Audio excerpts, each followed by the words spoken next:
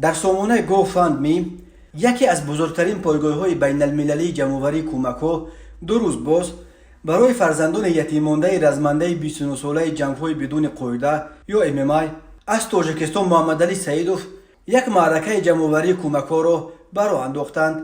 محمد علی سعیدوف روز 18 مارس سال 2023 بر اثر جراحاتی که هنگام مشق برداشت از عالم چشم پوشید. از او 4 فرزند یتیم ماند و تشبسکاران جمع‌آوری کمک‌ها نوشتند که مقصدشان کمک به همین 4 کودک خردسال است که یگانه سرابان خود را از دست داده در چارسوی زندگی حیران و ناامید ماندند. طی یک روز اول برای کودکان این ورزشگر تاجیک الکی $10,700 را خیر کردند.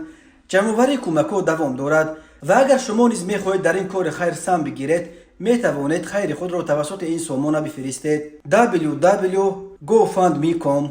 رزمنده 22 ساله جنگ‌های بدون قاعده یا MMA از تاجیکستان محمد علی سعیدوف که تا حال یگان بار شکست نخورده بود بر اثر هنگام مشق لت خوردنش در امریکا جان باخت.